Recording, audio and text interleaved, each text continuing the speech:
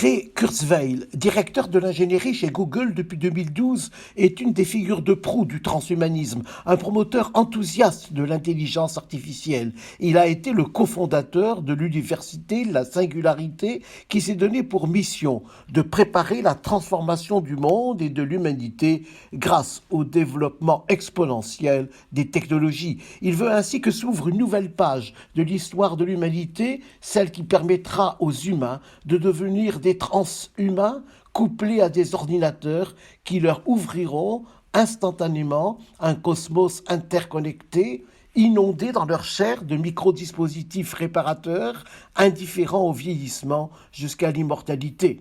Ray Kurzweil ne vit que dans l'anticipation du futur, dont il aurait dit qu'il ne le prédit pas, mais qu'il l'écrit. N'avait-il pas écrit en 1990 qu'en 1998, un ordinateur vaincrait un champion d'échecs, ce qui fut réalisé dès 1997 avec la défaite de Garry Kasparov.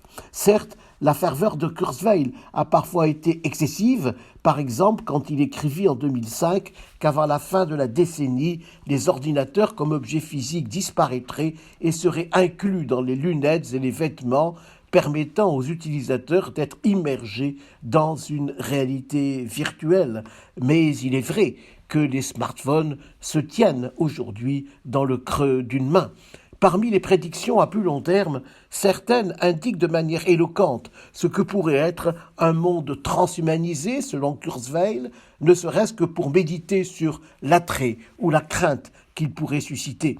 La décennie 2030 verrait ainsi le téléchargement du contenu du cerveau humain qui, dans un cloud, deviendrait un logiciel intégrant toute l'histoire de l'individu, ses compétences, bien entendu augmentées par la puissance des machines. Libérés de leur corps biologique, les êtres humains, si tel serait encore leur nom, pourraient ainsi être projetés dans la réalité virtuelle de leur choix ou n'importe où dans le monde réel grâce au maillage de myriades de connexions tissées dans l'univers.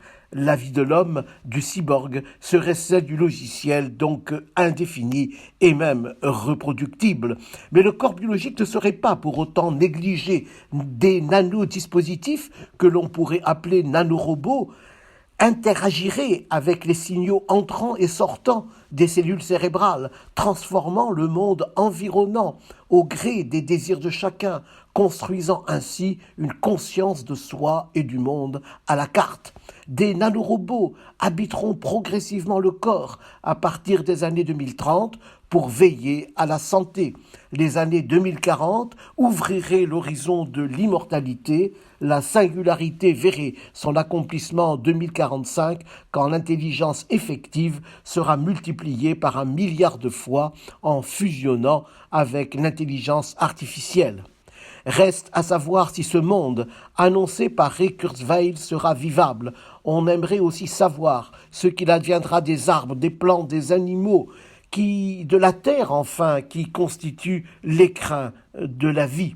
L'avenir ne se joue-t-il pas finalement entre une intelligence artificielle qui demeurera au service des êtres humains et une intelligence artificielle qui absorbera, qui engloutira l'humanité ?